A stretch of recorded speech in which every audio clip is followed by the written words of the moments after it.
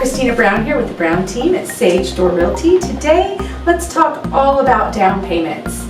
What is a down payment? Well, a down payment is the cash that you put down up front in order to put a little skin in the game, if you will, when you're doing something like a very large purchase such as buying a home. Typically, a lender or a bank or financial institution is going to want you to have a little skin in the game. So we call that your ownership stake, if you will, in the home, right? But that also becomes equity to you, because what it's worth, it's still what it's worth right after you pay for it, but once you put money down, however much that is, that becomes equity. But anyways, down payments are usually calculated based on a percentage, not always, but most of the time, and that's just because most of the time lenders will have a minimum percentage requirement that they want to see for a down payment. However, sometimes if it's a second or third or whatever purchase and a seller is selling a home and then purchasing a home and they have money that they've made off their home, also known as equity, and they take that money and they put it in the next home, they might say, ooh, I'm putting down $100,000. In that case, it's not based on a percentage.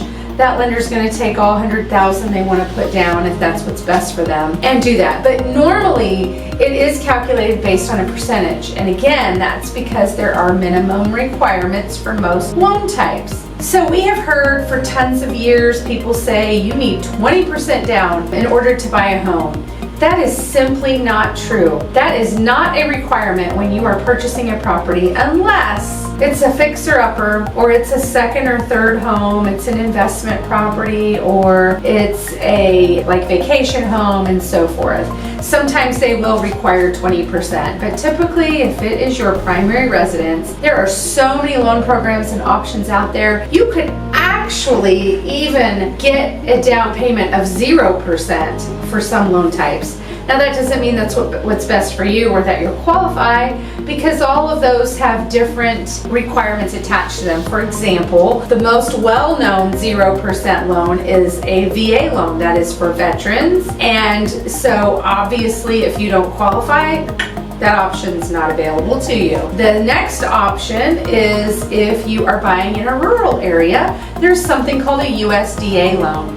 A USDA loan does not require a down payment as well. For these loan programs with 0% down required, you don't have to do 0%. You can put money down if you're wanting to make your payments lower, or you just have some extra money you've been saving up and you want to have some equity or a lower, like I said, loan amount, because that's going to lower your monthly payment and maybe you'll get a better interest rate and so on and so forth. But the minimum requirement for these types of loans is 0. There are also some first-time home buyer loan programs out there as well. Some of those have different requirements, so my best advice is to consult with a really good local lender that is familiar with the market in your area, because each state and even some areas will have overlaying extra requirements. And so if you're dealing with a lender from Texas and you're buying a home in Missouri, they may not know all of the things here locally. So it is always better to deal with a local lender. Number one, you're going to get better treatment. Typically, they're going to be more familiar with requirements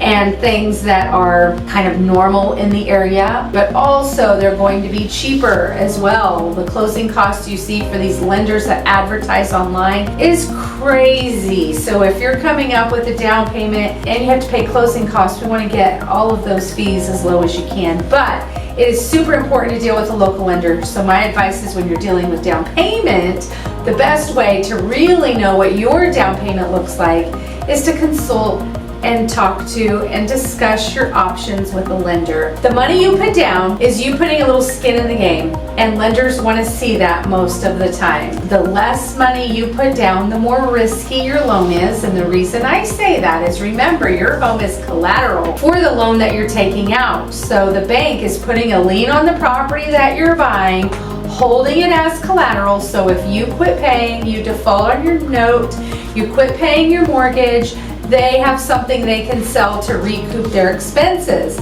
Again, that's a huge reason why they want some skin in the game, because they want to make sure if they have to take your property and you've lived there and you're not paying, that they're not going to be upside down and in the hole. They want to make sure that that asset is enough to cover the amounts due.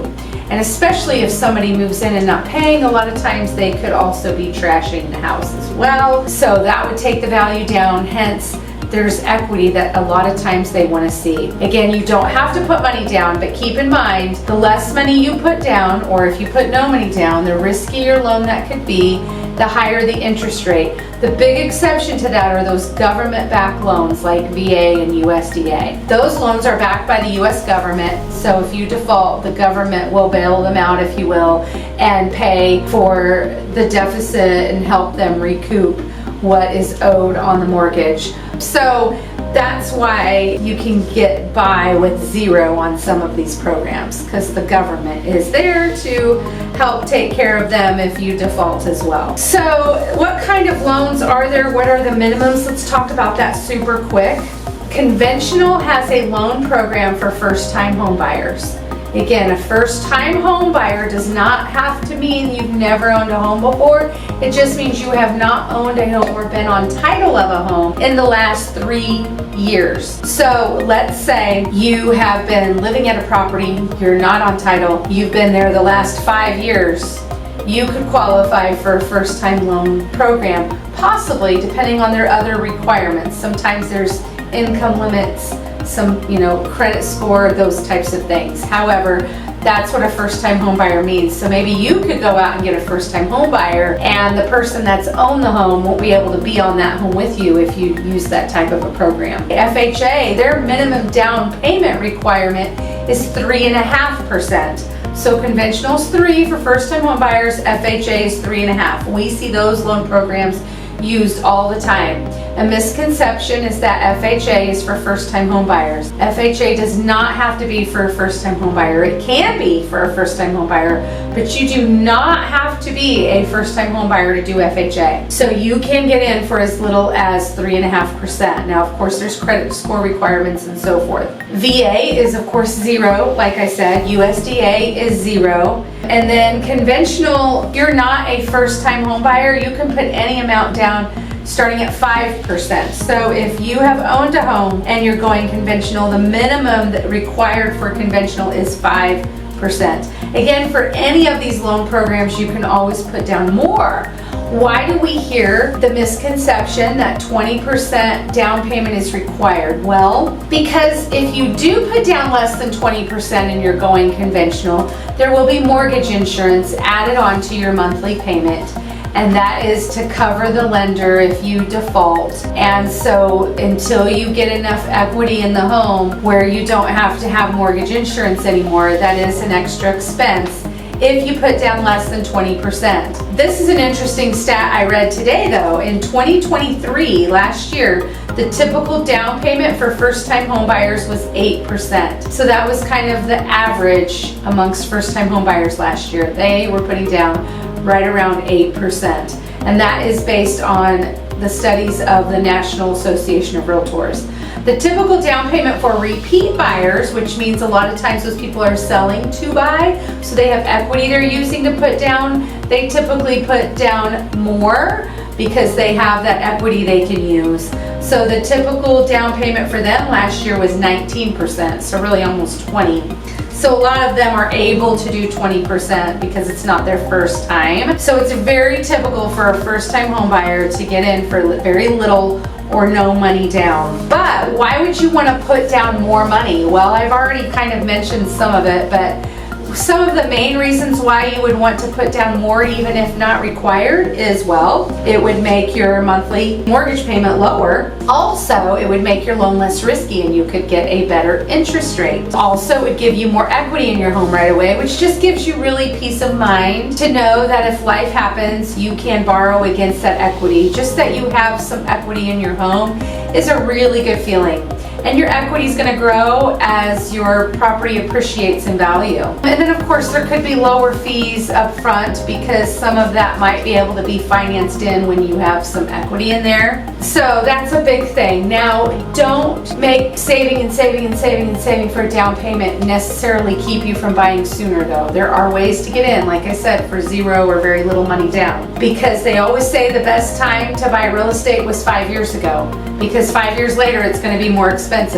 Real estate always appreciates over time.